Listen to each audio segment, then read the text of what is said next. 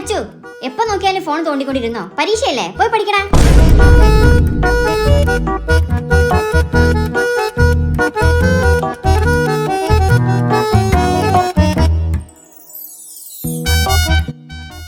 ഇതെന്തിനാ എപ്പോഴും T V കണ്ടോണ്ടിരിക്കണേ? അനക്ക് പരീക്ഷയല്ലേ, പോയി പഠിക്കടാ.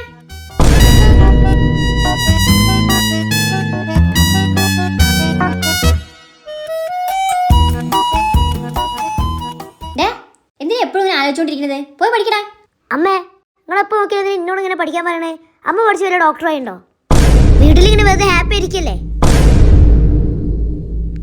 ശരി മോനെ, മോൻ ഇനി സ്കൂളിലേക്കേ പോകണ്ട, ഹോംവർക്കും ചെയ്യണ്ട.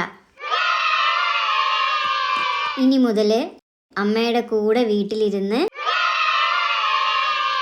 അമ്മ ചെയ്യുന്ന എല്ലാ ജോലികളും മോൻ തന്നെത്താനെ ചെയ്തിട്ട് നല്ല ഹാപ്പി ആയിട്ടിരുന്നോ. നമുക്ക്